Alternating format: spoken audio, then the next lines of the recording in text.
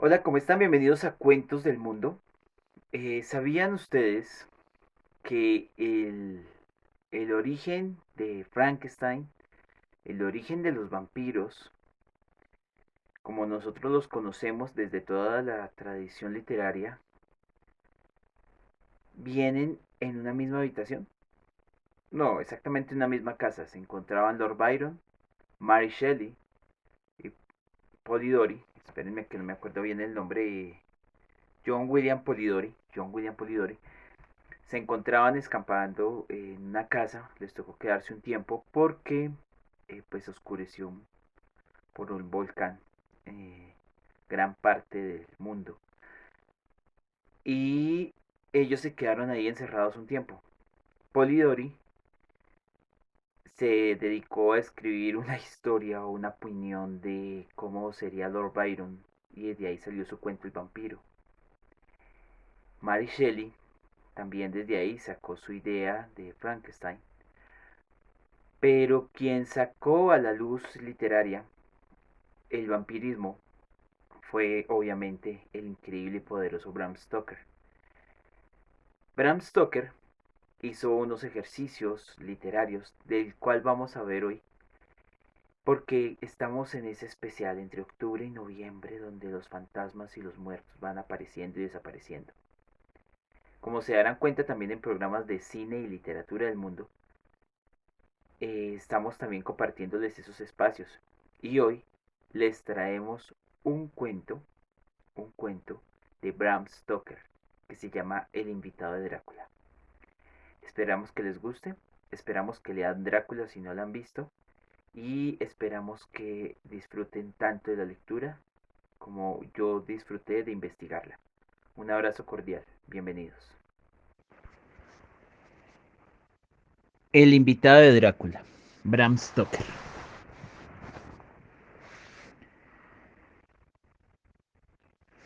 1890. En el momento de emprender nuestro paseo en coche, el sol brillaba luminoso sobre Múnich y el aire estaba lleno de esa alegría propia de principios de verano. Justo cuando íbamos a ponernos en marcha, bajó hasta el coche Herr Derburg, el maitre de hotel de las 4 estaciones donde me hospedaba, sin gorra, y tras desearme una agradable excursión dijo al cochero con la mano todavía en la portezuela: «Recuerde estar de vuelta antes de que oscurezca. El cielo parece luminoso, pero el viento del norte trae un fresco que dice que puede haber tormenta, pero estoy seguro de que no se retrasará». Aquí sonrió y añadió: «Ya sabe qué noche es». Johann contestó con un enfático «Ja, mein Herr». «Sí, mi señor». Y tocándose el sombrero partimos rápidamente. Cuando hubo quedado atrás la ciudad le hice seña de que parase y le pregunté: «Dígame, Johann, ¿qué noche es esta?». Johann se santiguó y contestó lacónicamente: «Walpurgisnacht», la noche del Walpurgis. Luego sacó su reloj, una anticuada pieza de alpaca grande como una cebolla, y lo miró con las cejas fruncidas y un leve encogimiento de hombros que denotaba impaciencia. Comprendí que era su manera de protestar respetuosamente por esta demora innecesaria. Así que me recosté en el asiento y le indiqué que siguiera. Arrancó a gran velocidad como para recuperar el tiempo perdido. De cuando en cuando los caballos levantaban la cabeza y parecían olfatear el aire con recelo. En esos momentos yo miraba con alarma a nuestro alrededor. El camino era bastante desolado, ya que atravesábamos una especie de meseta barrida por el viento. Más adelante, vi un camino con aspecto de ser muy poco transitado, y que si se adentraba en un valle tortuoso. Me pareció tan tentador, que aun a riesgo de enfadar a Johann le pedí que parase. Una vez detenidos le dije que me gustaría bajar por aquel camino. Puso toda clase de objeciones y se santiguó varias veces mientras hablaba. Esto despertó mi curiosidad, así que le hice varias preguntas. Me contestó con evasivas y consultó repetidamente su reloj a modo de protesta. Finalmente dije: «Bueno, Johann, yo voy a bajar por ese camino. No le obligo a acompañarme, si no es su deseo, pero dígame por qué no quiere venir. Es todo lo que le pido». Por toda respuesta pareció arrojarse del pescante. Tan deprisa llegó al suelo. A continuación, tendió las manos hacia mí en un gesto de súplica, implorándome que no fuese. Su inglés estaba demasiado mezclado con alemán para que yo comprendiera el hilo de su discurso. De cuando en cuando parecía estar a punto de decirme algo cuya sola idea le provocaba un estremecimiento, pero lograba contenerse, diciendo al tiempo que se santiguaba Walpurgisnacht. Traté de razonar con él, pero me era difícil discutir con un hombre cuya lengua desconocía. Él tenía toda la ventaja, porque aunque empezaba hablando en inglés, un inglés tosco y macarrónico, acababa siempre excitándose y recurriendo a su lengua natal, y cada vez que lo hacía, consultaba su reloj. Luego comenzaron los caballos a mostrarse inquietos y olfatear el aire. Al darse cuenta, Johann palideció, y mirando asustado alrededor, corrió delante. Los cogió por la brinda y los hizo avanzar unos metros. Le seguí y le pregunté por qué había hecho esto. Por toda respuesta se santiguó. Señaló el lugar que acabamos de dejar y llevó el coche en la dirección del otro camino, señalando una cruz, y dijo, primero en alemán y luego en inglés: enterrado aquí, los que mataron. Recordé la vieja costumbre de enterrar los suicidas en las encrucijadas. Ah, comprendo. Un suicida. Muy interesante. Pero no llegaba a entender por qué se había asustado los caballos. Estábamos hablando así cuando oímos una especie de ladrido o gañido. Sonó lejos, pero los caballos se pusieron muy inquietos y a Johann le costó apaciguarlos. Él estaba pálido y dijo: Parece un lobo, pero no hay lobos por aquí ahora. ¿No? Dije interrogativamente. ¿Hace mucho que no se acercan a la ciudad? Mucho, mucho, contestó. La primavera y el verano. Pero con la nieve los lobos han estado por aquí hace poco. Mientras acariciaba a los caballos y trataba de calmarlos, surgieron oscuros nubarrones en el cielo. Desapareció el sol y nos azotó un soplo de aire frío. Fue una ráfaga tan solo, más como una advertencia que como algo real, porque acto seguido salió un sol radiante otra vez. Johann miró el horizonte protegiéndose los ojos y con la mano y dijo: tormenta de nieve estará aquí pronto. Luego volvió a consultar su reloj y sujetando las riendas con firmeza, porque los caballos seguían piafando y agitando la cabeza. Trepó sin más al pescante como si hubiese llegado el momento de proseguir nuestro viaje. Yo estaba de talante un poco obstinado, así que no subí enseguida el coche. Hábleme, dije, del lugar donde lleva ese camino, y se añadí hacia abajo. Otra vez se santiguó y murmuró una plegaria antes de contestar. Es impío. ¿Qué es impío? Pregunté. El pueblo. Entonces, ¿hay gente? No, no, nadie vive allí hace cientos de años. Mi curiosidad era cada vez mayor. Pero usted ha dicho que hay un pueblo. Había. ¿Qué ha sido de él?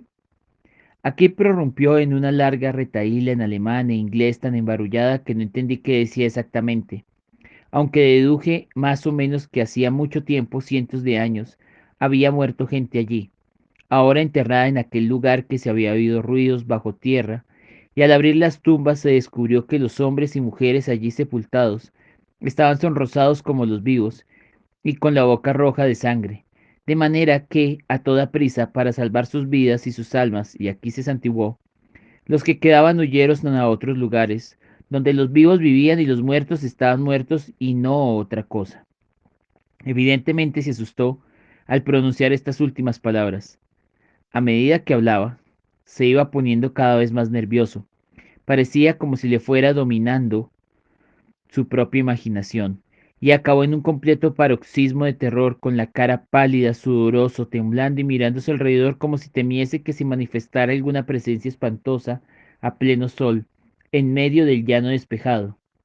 Finalmente, en una agonía de desesperación, exclamó: Walpurgisnacht, y señaló el coche para que subiera. Toda mi sangre inglesa se sublevó al oír eso, así que retrocedí y dije: ¿tiene miedo, Johann? ¿Tiene miedo? Váyase a casa, ya volveré solo, me vendrá bien el paseo. La portezuela del coche estaba abierta, cogí el asiento mi bastón de roble que siempre llevo en mis excursiones, cerré y señalando hacia Múnich dije: regrese usted, Johann. La noche de Walpurgis no preocupa a los ingleses. Los caballos estaban ahora más inquietos que nunca y Johann trataba de sujetarlos mientras me suplicaba excitado que no cometiese aquella insensatez. Me daba lástima el pobre, lo serio que lo decía. Sin embargo, no pude por menos de echarme a reír. Había abandonado por completo el inglés. Dominado por su ansiedad, olvidaba que el único medio de que entendiese era hablándome en mi lengua, y no paraba de farfullar en su alemán natal. Empezaba a resultar una pesadez, así que tras señalarle su dirección y ordenarle regrese, di media vuelta para bajar desde la encrucijada hacia el valle. Con un ademán desesperado, Johann volvió a los caballos hacia Múnich. Apoyado en mi bastón, esperé a verle alejarse y durante un rato marchó despacio. Entonces apareció un hombre alto y delgado al final de la cuesta. Era cuanto podía distinguir de lejos. Al acercarse los caballos, estos empezaron a encabritarse y a coquear, y luego a relinchar de terror. Johann no conseguía sujetarlos y de repente se desbocaron y emprendieron una carrera frenética. Los estuve observando hasta que desaparecieron. Luego busqué con la mirada al desconocido, pero había desaparecido también. Emprendí contento el camino que bajaba hacia el valle, al que tanto se había puesto Johann. No veía que hubiese el más mínimo motivo para tal oposición. Durante unas 2 horas quizás, estuve andando sin pensar en el tiempo o la distancia recorrida, y, desde luego, sin ver persona ni casa alguna. En cuanto al paraje, era una pura desolación, pero de eso no tuve conciencia hasta que al torcer en una curva me encontré una franja de bosque disperso. Entonces me di cuenta de que, sin yo saberlo, me había impresionado lo pelado del terreno por el que acababa de pasar. Me senté a descansar y a mirar a mi alrededor. Noté con sorpresa que ahora hacía bastante más frío que al principio de mi caminata. Se oía una especie de susurro largo en torno a donde yo estaba, y de en cuando muy arriba una especie de retumbar apagado. Alcé los ojos y vi que unos nubarrones negros cruzaban el cielo de norte a sur a gran velocidad. Había signos de inminente tormenta en las capas altas del aire. Sentí un poco de frío y pensando que se debía al hecho de permanecer sentado después del ejercicio de la marcha, reanudé el camino. El terreno por el que iba ahora era mucho más pintoresco. Carecía de detalles sorprendentes que atrajesen la mirada de manera especial, pero había todo un toque de belleza. No prestaba mucha atención al tiempo. Solo cuando el crepúsculo se me fue haciendo más presente empecé a pensar en el regreso. El sol se había ido, el aire se había vuelto francamente frío, y el cortejo de las nubes más llamativo. Pasaba acompañadas de una especie de fragor lejano con el que parecía llegar a intervalos ese gañido misterioso que el cochero había dicho que era de lobo. Dudé unos momentos, pero había dicho que visitaría el pueblo deshabitado, así que seguí andando y poco después desemboqué en una gran extensión de campo abierto, rodeado de colinas a todo su alrededor. Tenía las laderas cubiertas de árboles que descendían hasta la llanura, salpicando en grupos los lomos más suaves y las depresiones que aparecían allí y allá. Seguí con la mirada el culebreo del camino y vi que torcía cerca de un espeso grupo de árboles y que se perdía detrás. Estaba mirando cuando sopló una ráfaga de aire frío y empezó a nevar. Pensé en las millas de campo desierto que había recorrido y me apresuré a buscar refugio en la arboleda que tenía delante. El cielo se iba poniendo más oscuro por momentos y la nieve caía más rápido y espesa cada vez, hasta que la tierra se cubrió de una alfombra blanca y brillante cuyo borde se perdía en una brumosa vaguedad.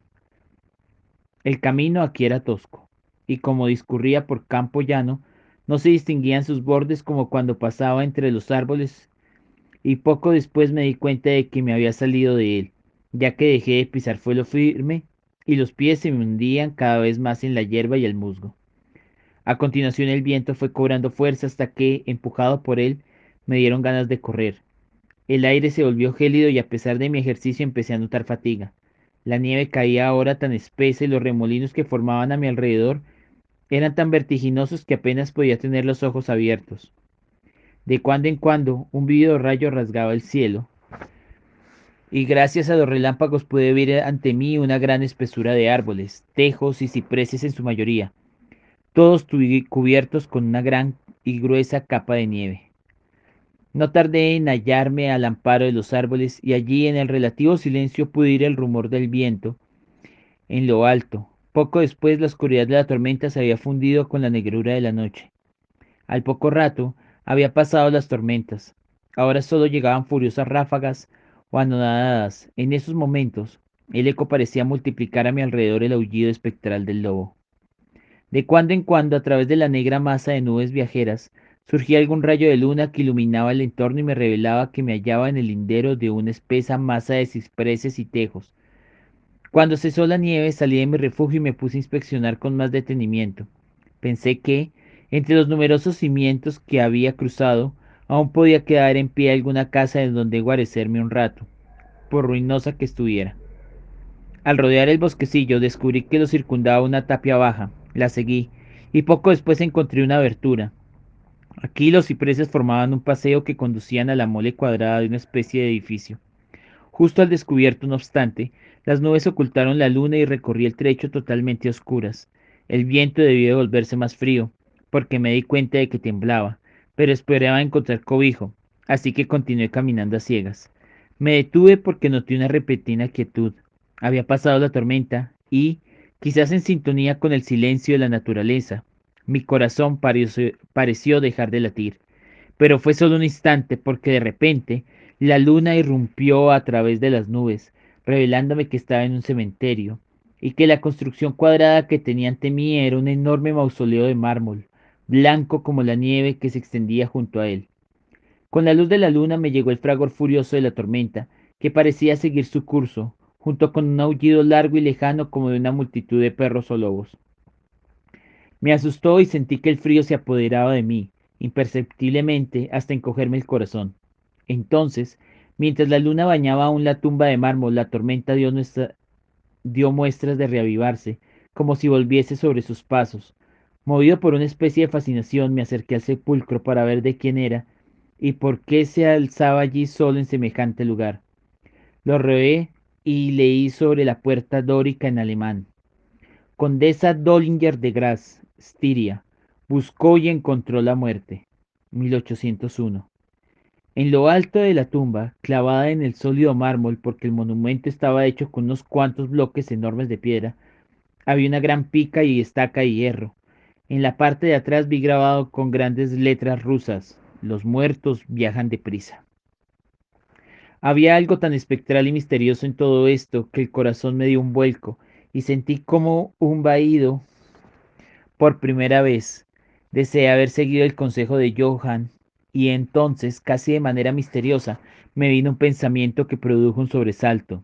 Era la noche de Walpurgis, la noche en que, según la creencia de millones de personas, el demonio viene al mundo, la noche en que se abren las sepulturas y salen los muertos y andan por ahí, la noche en que los seres malvados de la tierra y el aire y el agua celebran sus orgías.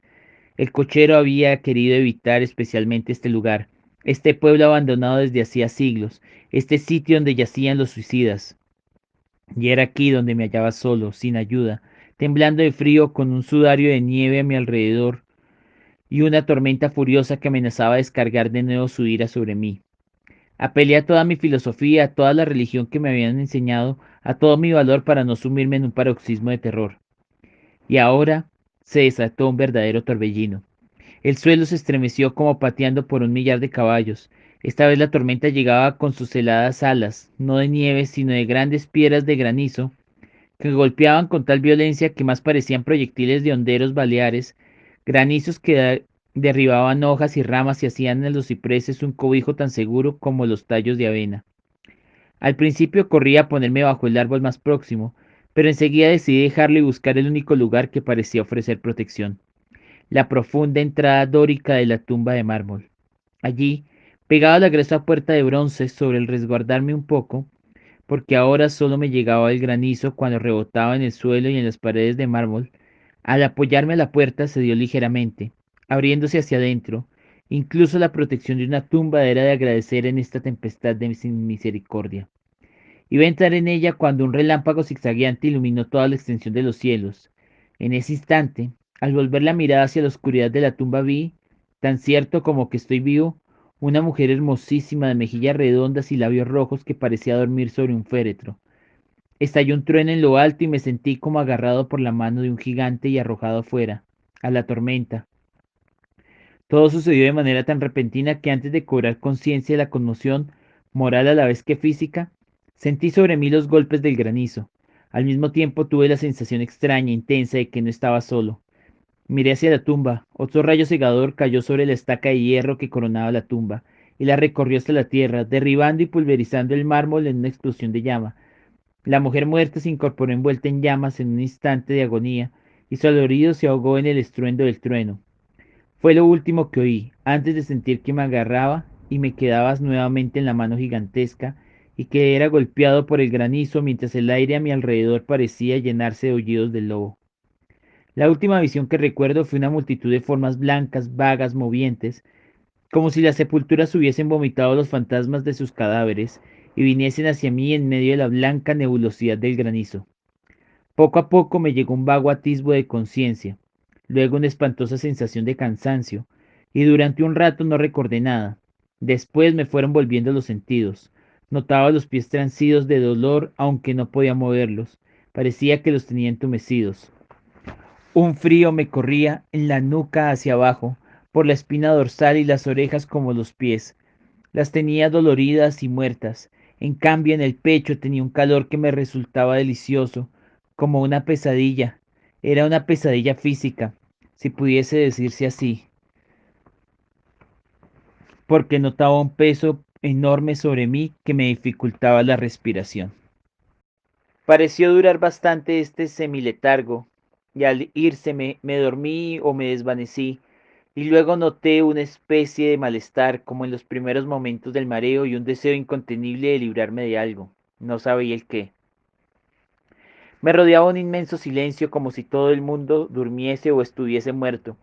Solo los turbaba el jadeo bajo de algún animal, muy cerca de mí. Sentí un roce áspero y cálido en el cuello. Luego tuve conciencia de una espantosa realidad que me heló el corazón, y sentí que la sangre me agolpaba en el cerebro. Tenía un animal echado encima de mí y me estaba lamiendo la garganta. Tuve miedo de moverme. El instinto de la prudencia me aconsejaba permanecer quieto, pero el bruto pareció darse cuenta de que había operado algún cambio en mí. Tosí por el frío porque alzó la cabeza. A través de las pestañas vi sobre mí los ojos grandes y llameantes de un lobo gigantesco. Unos dientes blancos afilados centellaron en su boca abierta y sentí en la cara su aliento caliente, acre, feroz. A continuación vino otro lapso del que no recuerdo nada. Después tuve conciencia de un gruñido bajo, seguido por el gañido, luego se repitió varias veces. Después, muy lejos al aparecer, oí un hola, hola, como de muchas voces llamando al unísono. Precavidamente levanté la cabeza y miré en dirección donde provenían las voces, pero el cementerio me tapaba la vista. El lobo seguía emitiendo extraños grañidos. Un resplandor rojo pareció desplazarse en el bosquecillo de cipreses. A medida que se acercaban las voces, los gañidos del lobo se iban haciendo más agitados y sonoros. Yo tenía miedo de moverme o hacer ruido. El resplandor rojo se acercaba sobre el blanco palio que se extendía en la oscuridad que me rodeaba. Luego, de repente, de más allá de los árboles, me llegó el trote de un grupo de jinetes portando antorchas. El lobo se levantó de mi pecho y echó a correr hacia el cementerio. Vi a uno de los jinetes, soldados a juzgar por sus gorros y sus largos capotes militares, levantar su carabina y apuntar. Un compañero le golpeó el brazo y oí pasar la bala por encima de mi cabeza. Evidentemente me habían tomado por el lobo. Otro avistó al animal cuando se escabullía y disparó. Entonces el grupo acudió al galope. Unos vinieron hacia mí y otros siguieron al lobo, que desapareció entre los nevados cipreses. Al verlos llegar intenté moverme, pero me fue imposible. Aunque podía ver y oír cuanto pasaba cerca de mí, 2 o 3 soldados saltaron de sus caballos y se arrodillaron junto a mí. Uno de ellos me levantó la cabeza y me puso una mano en el corazón. Albricias, compañeros, gritó, todavía le late el corazón. Seguidamente me vertieron un poco de coñac en la boca. Esto me reanimó y fui capaz de abrir los ojos del todo y mirar a mi alrededor. Entre los árboles se movían luces y sombras y oí que los hombres se llamaban unos a otros. Se agruparon profiriendo exclamaciones sobrecogidas, con las luces encendidas mientras los demás corrían por el cementerio en confusión como posesos. Cuando llegaron los que andaban lejos, los que me rodeaban les preguntaron, bueno, ¿lo habéis encontrado? La respuesta sonó atropellada. No, no, vámonos deprisa, este no es lugar para entretenerse y menos en una noche como esta. ¿Qué era? Sonó la pregunta, hecha por parte de todos los tonos. Se oyeron varias respuestas, aunque imprecisas, como si todos sintieran necesidad de hablar, aunque un miedo compartido le impedía expresar lo que pensaba. Pues eso, por supuesto, farfulló uno, evidentemente sin saber lo que decía. Era un lobo y no era un lobo, dijo otro con estremecimiento. Es inútil dispararle si no es con una bala sagrada, comentó un tercero con un tono más normal. Nos está bien empleado por salir esta noche. Pues sí que nos hemos ganado los 1000 marcos, exclamó un cuarto. Hay sangre en el mármol roto, dijo otro tras una pausa. Desde luego, no es el rayo el que le ha dejado. ¿Y ese se encuentra bien? Mirad cómo tiene la garganta, o sea, compañeros, que el lobo le había puesto encima para mantenerle la sangre caliente. El oficial me miró el cuello y replicó, está bien, no le ha traspasado la piel. ¿Qué significará todo esto? No lo habríamos encontrado de no ser por los ladridos del lobo. ¿Qué habrá sido de él? Preguntó el hombre que me sostenía la cabeza, quien parecía al menos asustado del grupo, dado que tenía las manos firmes y no le temblaban. En la manga lucía un galón de suboficial. Ha regresado a su cubil, contestó el de la cara larga y pálida que ahora temblaba de terror y no paraba de mirar asustado en todas direcciones. Hay sepulturas de sobra donde se pueden esconder. Vámonos, compañeros, vámonos ya, salgamos de este lugar maldito.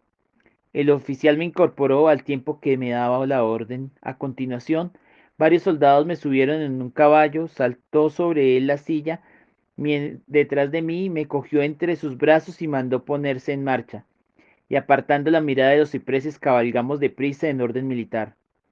Hasta ahora mi lengua se había negado a articular palabras, así que permanecí callado. Debí de dormirme porque lo siguiente que recuerdo es que me encontraba de pie sostenido por un soldado a cada lado.